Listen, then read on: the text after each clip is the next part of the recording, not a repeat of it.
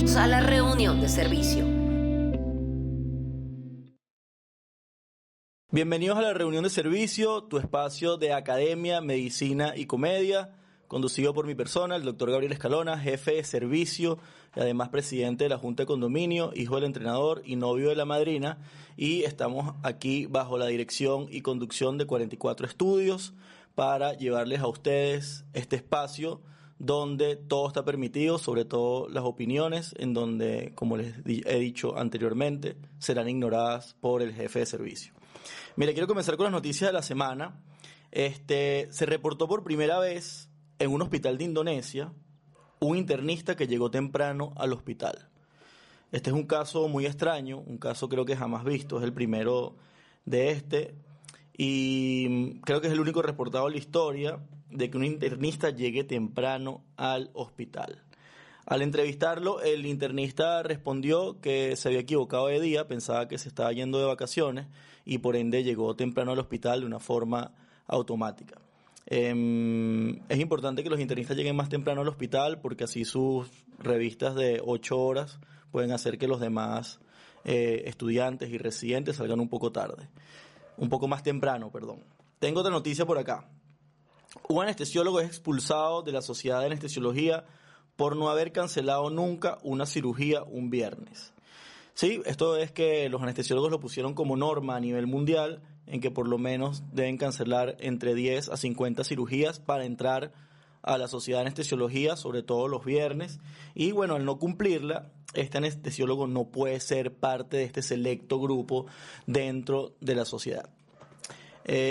Por último, la última noticia de la semana es que está aprobado a nivel mundial la poligamia para los cirujanos. ¿Okay? Esto por un tema de impuestos para poder llevar de forma legal y con mejor control todas las finanzas y los gastos de esta familia y que no aparezcan después la familia una vez que muere el cirujano, sino que todo esto ya quede organizado, sobre todo para las herencias, aquellos que van a dejar herencia. Yo siempre pienso que es importante no dejar herencia, no dejarle nada a nadie, pero sobre todo pensando en los demás, porque así los demás no se van a pelear por tu dinero ni va a haber esa discordia entre la familia. Entonces mejor gastárselo todo en vida y no dejar absolutamente nada. Miren, para pasar a la siguiente parte del podcast, quiero hablar sobre el caso clínico de esta semana y es un caso bien particular. Creo que hay que tomarlo con mucha seriedad y discutirlo a profundidad, sobre todo porque incluye además a alguien de mi gremio como especialista, que es un cirujano, ¿okay? Un cirujano británico en este caso, quien fue multado y se le revocó la licencia médica por firmar un hígado durante una cirugía. Bueno, en realidad no fue un hígado, fueron varios hígados, creo que fueron dos o tres hígados, y la noticia dice así: un cirujano británico es condenado por grabar sus iniciales en los hígados de sus pacientes. Durante el juicio, Simon Bramhall, es el nombre del cirujano, se declaró culpable de haber plasmado SB, sus iniciales, durante una operación sin el consentimiento de los pacientes. Aquí tenemos dos cosas particulares. Lo primero es que un cirujano se declara culpable de haber cometido un error. Eso también es poco visto dentro de nuestro gremio. Y lo otro es que plasmó sus iniciales, ¿no? Qué raro. O sea, es como: yo estuve aquí, este hígado fue mío y voy a poner las iniciales del mismo. Obviamente, ningún paciente, creo que si tú le preguntas, mira, ¿tú crees que hay algún problema en que yo cuando te opere ponga mis iniciales en tu hígado? El paciente vaya a aceptar, y evidentemente todo acto que uno hace dentro del quirófano tiene que tener consentimiento, ¿ok? Porque sin sentimiento nada más las enfermeras. Para seguir con la noticia, esto ocurrió en una operación de trasplante en el Hospital Queen Elizabeth en la ciudad británica de Birmingham, y el tribunal condenó a Bramhall con una multa de 10.000 libras, lo que corresponde a unos 11.230 euros, un año de trabajo comunitario y la revocación de su licencia como médico.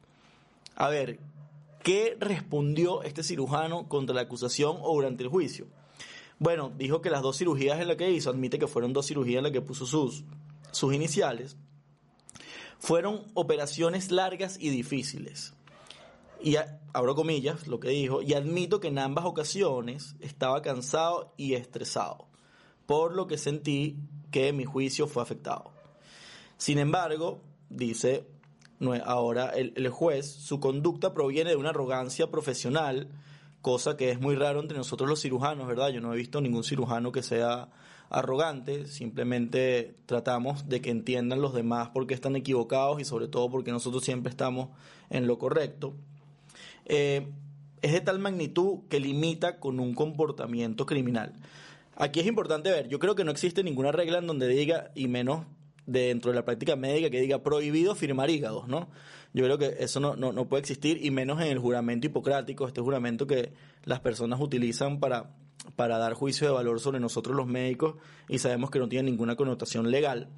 Pero evidentemente es muy raro, ¿no?, que haya hecho esto, y es una injuria contra un tejido. Evidentemente a poner tu firma utilizas, me imagino que habrá utilizado el electrobisturí o el argón o lo que sea que haya utilizado, y estás haciendo un daño. Ese daño evidentemente puede tener una complicación y puede tener una consecuencia innecesaria completamente. Entonces yo creo que esto fue completamente una locura, pero evidentemente yo creo que hay que ir un poco más allá, ¿no? Si podemos ir hacia la parte un poco de salud mental y revisar en qué condiciones está este doctor para hacer eso, yo creo que uno puede quizás sacar otras conclusiones, ¿no?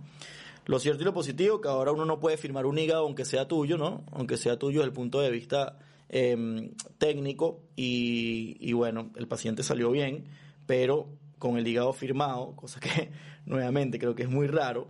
Y lo más raro que me parece es que otro cirujano que operó el paciente, a uno de los pacientes que hubo que reintervenir, abrió el paciente y se consiguió con la firma.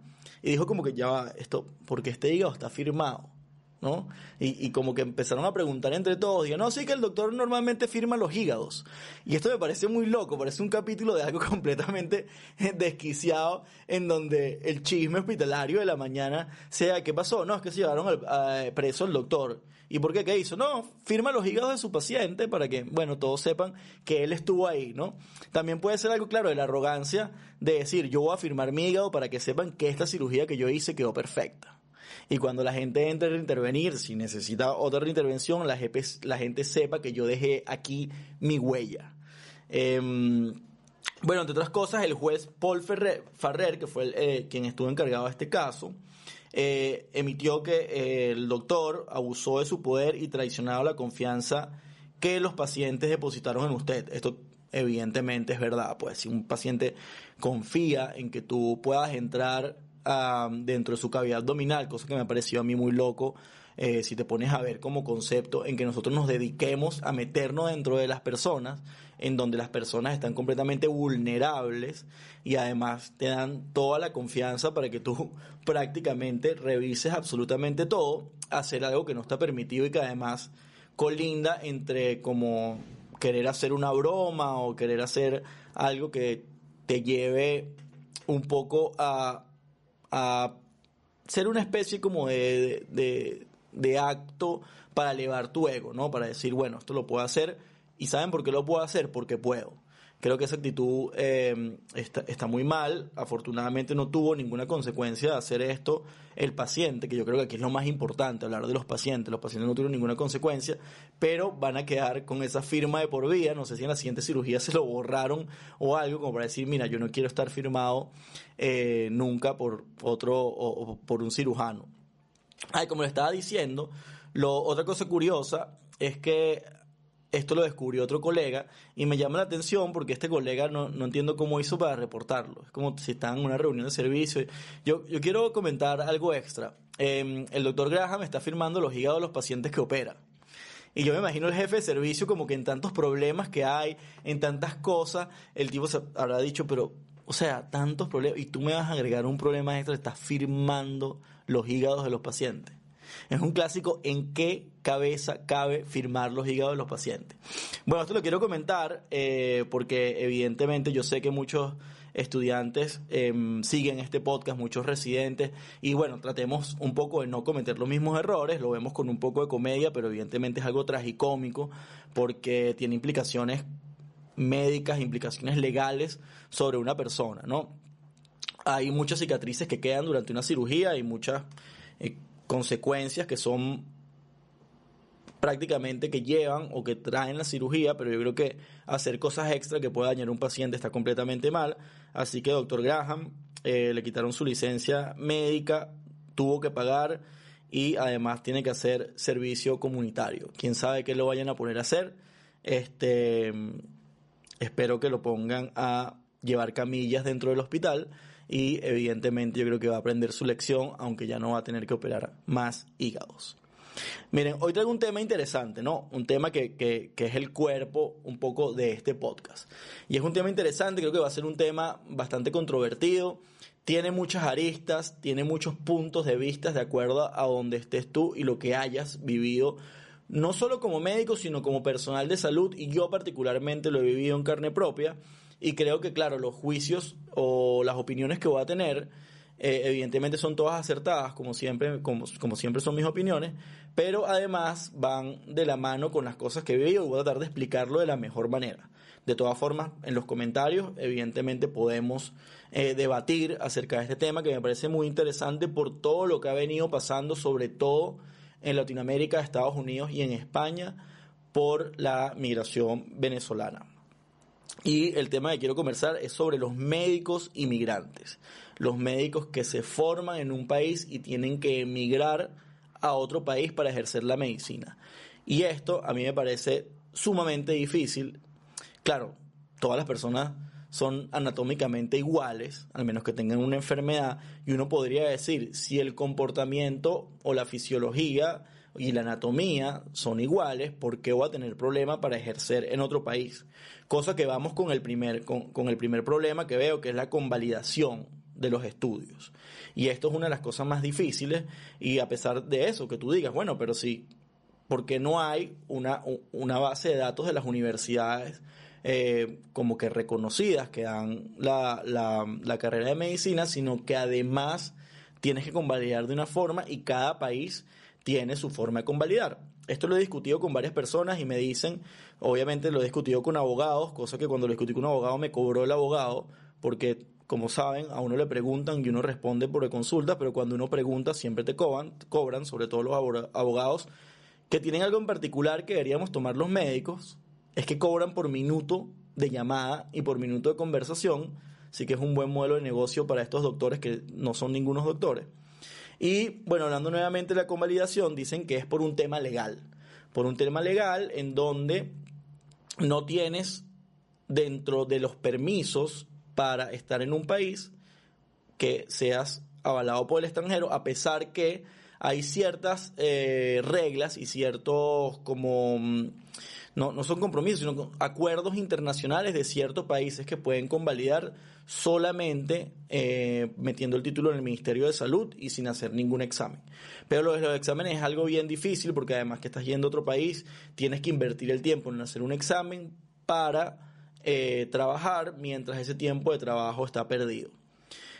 Por aquí van a ver las distintas opiniones, van a decir, bueno, pero ¿cómo sabemos que esa persona no falsificó el título? Bueno, yo creo que cuando tú pones a un grupo de expertos alrededor de esta persona o compañeros, se puede hacer una evaluación que sea desde el punto de vista multidisciplinaria y además en 360, donde puedan ver que esta persona realmente es médico. Yo creo que con 1, 2, 3 preguntas, 1 o 3 conductas se puede determinar. Y esto me llama la atención porque hay algunos que dirán, bueno, pero como en la película Catch Me If You Can de Leonardo DiCaprio, él se hace pasar como médico y termina siendo jefe de pediatría, nada más diciendo que estaba de acuerdo con las conductas que tomaban como que los más experimentados y los veteranos. Ese es un caso que pasó una sola vez en un estafador y eventualmente yo creo que esto se puede descubrir.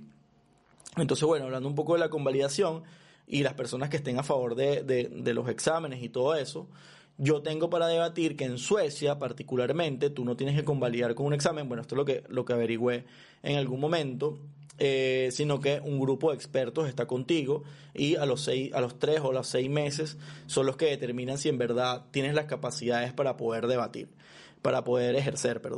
Y si no tienes las capacidades para poder ejercer, yo creo que deberían haber ciertos herramientas para que te puedas equiparar con el nivel que supuestamente debe tener el país. Aquí por otro lado he visto muchos colegas que convalidan teóricamente, pero al momento de ejercer en la práctica les cuesta mucho. Entonces, claro, aquí también tiene una vertiente, no solamente de hacer un examen teórico y hacer un examen práctico, sino es la práctica de la dinámica dentro de los hospitales, la práctica de la dinámica dentro de los equipos de trabajo, ¿no? Y aquí que uno se puede conseguir muchas veces en equipos de trabajo donde dicen, aquí las cosas se hacen así. Y eso yo creo que está bien, porque cada equipo, si está haciendo las cosas de una manera que le trae buenos resultados, sobre todo si está basado en la evidencia, se puede manejar de esa forma y uno debería poder adaptarse. Con un poco de opinión también, si no estás de acuerdo con algo, quieres aportar, también es válido. Pero sí creo que dentro de eso, cuando hablamos de práctica, creo que la práctica es más de cara al día a día y no de cara a estar en algo como más en un maniquí o algo que eso te va a ayudar a poder determinar o demostrar que tienes cierta habilidad psicomotora, pero no una práctica médica que incluye además tener que hablar con los pacientes, hablar con los colegas y estar en un equipo, excepto los anatomopatólogos que evidentemente, bueno, algunos sí hablan con los cadáveres y algunos hablan con las biopsias, pero bueno, eso ya depende de cada quien, ¿no?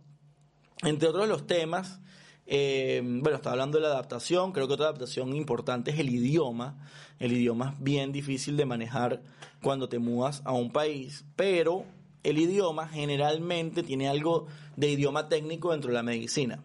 Hay muchos nombres que provienen del latín y podemos utilizarlos o se utilizan de muchas formas o de la misma forma, perdón, dentro de varios países, pero siempre hay uno que otra palabra que es diferente, ¿no? A mí particularmente en Chile hay muchas palabras que son diferentes a las que utilizamos nosotros en Venezuela, que son diferentes a las que se utilizan en Colombia, que son diferentes a las que se utilizan en Ecuador, ¿no? Pero uno poco a poco se va adaptando y evidentemente llega el momento en que conoces toda esa palabra y conoces la jerga. Creo que debería haber un curso de las palabras que uno utiliza, de las frases que más se utiliza, porque al principio uno está perdido en cuanto a eso, ¿no? Quería hablar sobre la aceptación de los otros, de los colegas que están en el país o el país donde uno está llegando. Es bastante difícil la aceptación por múltiples causas. La primera es por desconfianza. Es por desconfianza porque no saben si esta persona que viene de otro país pueda tener las mismas capacidades de una persona que ya está trabajando en una universidad de tu país, y puede también tener un poco de miedo en tener un esfuerzo extra por tener una persona que viene con otro tipo de enseñanza. Aunque no es otro tipo de enseñanza, sino más bien enseñanza de otro sitio. A mí particularmente no me costó mucho adaptarme una vez que emigré, pero sí tenía esa duda de cómo iba a hacer que me adaptara a un equipo de trabajo nuevo, a unas costumbres nuevas, a unas indicaciones nuevas, incluso dentro de la práctica médica, cuando ya tú tienes tiempo en tu práctica médica. Y aquí lo conecto con el reconocimiento que tú puedas tener de acuerdo a cómo era tu práctica anterior. Pasa mucho que cuando emigras pierdes el capital relacional y tienes que comenzar prácticamente desde cero. Y esto va conectado también con la confianza. Entonces es un poco difícil que tú puedas llegar con la confianza que tenías, donde la habías labrado en tu país de graduación, donde vivías, a el nuevo país. Eso también creo que entra un poco en el doble filo, porque capaz estás huyendo de tu país porque tenías un mal reconocimiento y te estás yendo a otro país a ejercer la medicina, y les cuesta un poco a los equipos poder reconocer esto. También creo que es bien importante el punto en que lo que está en riesgo son la vida de los pacientes, ¿no? Entonces, si estás en otra profesión, sin dejar a un lado lo importante que son las otras profesiones, aunque sabemos que la nuestra siempre es la más importante, yo creo que está en riesgo directo el paciente, porque hay ingenieros que me han dicho, sí, pero cuando yo construyo no sé qué, si se cae, yo bueno, sí, pero eso es algo más indirecto. En cambio nosotros estamos directamente relacionados con consecuencias inmediatas, y también viene parte de el miedo y el riesgo que puede haber, y sobre todo la cautela sobre los nuevos profesionales. He escuchado que hay países que tienen un bajo nivel académico en sus escuelas de medicina, lo he escuchado yo creo que hay mucho que depende de la individualidad. No todos los que vienen de una universidad reconocida y buena van a ser buenos profesionales. Y no todos de los que vienen de una universidad mala o que tenga mala fama tienen que ser malos profesionales, ¿no? Esto yo creo que se ve bastante de acuerdo a tu capacidad que tengas de haber aprendido en tu país y la experiencia que tengas.